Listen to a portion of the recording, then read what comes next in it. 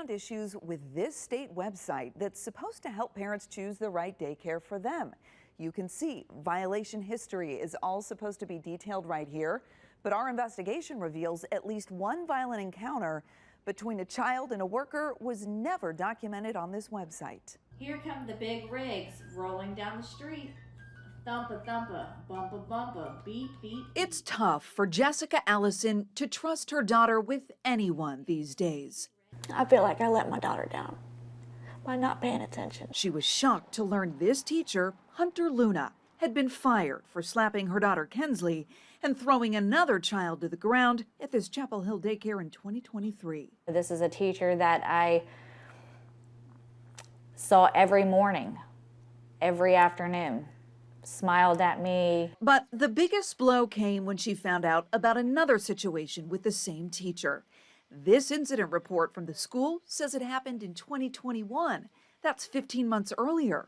She had pulled my daughter off of a table by the back of her hair. We should have known about that right away. And the state should have known about it right away, too. A DHS inspection report shows personnel files were inspected at Franklin Springs Academy the month after this happened. And yet, when you visit the website that's supposed to document these situations, there's no mention of the first encounter from 2021. What else could have happened in 15 months? How many other kids did get hurt that they swept under the rug? DHS wouldn't answer our questions about whether they investigated the 2021 incident, only telling us the daycare was legally required to report it, but didn't. We do know the teacher was allowed to continue working with children for more than a year. Is there anything the state could do in a perfect world to protect children going forward? We definitely want to see DHS following up on employee records. It's not the only thing that concerns the Allisons. Take a listen to the employee write-up for that 2023 encounter. Hunter has been yelling at the kids at the top of her lungs. She has also slapped a child after she realized what she did. She made the remark, "Oh, I forgot I was not at home." She also picked a child up by one arm and threw him down. Now, here's how it's described on the state website. Training related to incident injury reporting. Violations include inappropriate discipline. The Allisons worry parents may not be getting an accurate picture of what really happened. It's hard to put her somewhere, because the trust isn't there. So now, Kensley is at home full-time. The only place her parents trust that she'll be safe.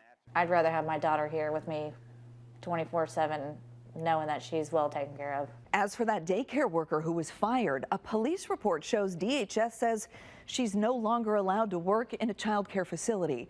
And DHS tells us they're reviewing Franklin Springs Academy of Chapel Hill to determine whether or not the state should take action against it. Breaking right now, the husband of a mid-state daycare owner is facing new charges this afternoon. Corey Proctor's already accused of rape and incest. Our Amanda Hara is here now in studio with a breaking news update on this. All right, so Corey Proctor is now charged with a second count of rape, and we have just learned the victim is underage. Authorities in Bedford County say it happened as he drove the victim home from school. This was back in May. This is among two new charges filed against him yesterday. The other is for aggravated sexual battery from 2018. Bedford County deputies say the rape, incest, and sexual battery all happened at the home where Proctor lives with his wife, Rebecca.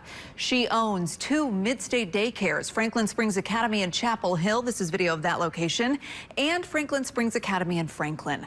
I actually filed a report on the Chapel Hill location back in February after a worker there was convicted of abusing and neglecting children. After her husband's arrest last week, Rebecca now tells me she's trying to assure parents that the children at those centers are not in danger. Now, we've also just learned that Proctor is now being held on a $500,000 bond after appearing in court this morning. Rebecca Proctor tells me when he gets out of jail, he will not be allowed on the property of either daycare center. New problems for a troubled Tennessee daycare. Franklin Springs Academy and Chapel Hill received hundreds of thousands of dollars in federal help to support daycares. But Amanda Hara has uncovered employee paychecks have been bouncing for months. Well, this is the same daycare that allowed this teacher to keep working with children a year after getting written up for pulling a child off of a table by the back of her hair. That worker was later convicted of child abuse and assault. And now former employees tell us they were repeatedly owed money.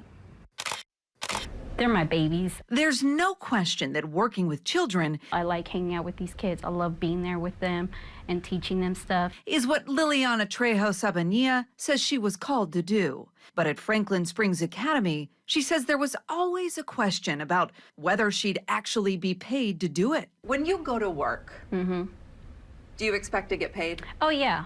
Yeah. Didn't go that way, you say. Checks started bouncing, and it was like first come, first serve, so whoever could make it to the bank first was able to get their money. Liliana says it happened more than once. Her bank statement shows at least 7 chargebacks on checks from Franklin Springs Academy as early as August of last year. She says all of those were bad checks, and this paycheck was returned, citing insufficient funds. And she's not alone. The very same month, another worker who wants to remain anonymous tells me the same thing happened to her. Look at her paycheck, also returned for insufficient funds. Liliana says she relied on savings to get by, but some of her coworkers didn't have that kind of fallback. They would have to go without food a few days, like formula and stuff like that. State records show Franklin Springs Academy received multiple federal grants worth more than $500,000 to help pay for things like employee wages. It was all part of the American Rescue Plan Act, designed to support child care centers during and after COVID. What if I told you that they received federal funding during COVID and still couldn't pay employees? You just probably let them, suffer during that time, like that's not fair. I've called and texted owner Rebecca Proctor multiple times to ask why checks kept bouncing. She hasn't answered me, but look at what she wrote when confronted by her own employees. In at least 2 text messages, she tells workers she plans to sell a horse to come up with the cash. Why did you stay? I stayed mainly because I enjoyed working with the kids. But Liliana says when that joy left, so did she. These are my kids, and I'm having to leave them, and I still miss them. Franklin Springs Academy is closing its Chapel Hill location for good on Friday, but it still operates a new Franklin location, and employees there report they're having similar issues getting paid. A major development for a troubled Middle Tennessee daycare. The owner is now facing 20 federal charges for failing to pay taxes and wire fraud. Amanda Hara continues her series of investigations into Franklin Springs Academy with a former employee who wonders if her tax troubles are connected to the criminal case. I just love kids. I love watching them grow and experience new things, them developing. Caitlin Adams says the sweet moments of running a daycare turned sour at Franklin Springs Academy, and she blames the owner. I would just say the whole experience was like shady. Adams says this letter, Dear taxpayer, was a red flag from the IRS. we're waiting for your tax information to be available. What did this signal for you? Something was just off. Come to find out, Franklin Springs Academy did not report the correct W-2. Some 8 months after filing, Adams says she's still waiting for thousands of dollars from her tax return. She says the IRS told her the check is tied up with what it would only describe as pending issues. Adams says she was counting on that money to help get her son back and forth to Vanderbilt.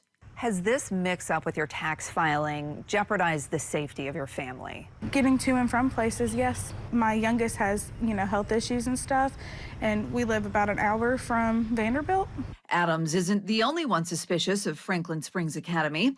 Our investigation uncovered owner Rebecca Proctor has been indicted on 20 federal charges of not collecting or paying employee taxes and wire fraud. There's a lot more to this indictment. It says that in 2020 and 2021, Franklin Springs Academy got more than $200,000 in federal money. That money was meant for things like employee wages, but the indictment says that's not where the money went.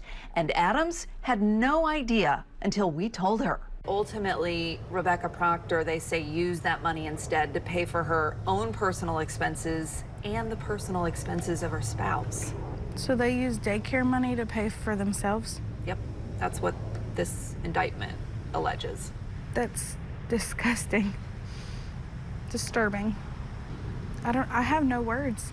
As for that tax return, Adams says the IRS told her it could be 60 more days before she gets an update. A lot of us wait to get that check back from the IRS because we need that money and we use that money. Yes, ma'am, I was. I've been waiting since March for it. You know, we've been reporting on other problems at Franklin Springs Academy for weeks now. In our last investigation, workers reported payroll is routinely late.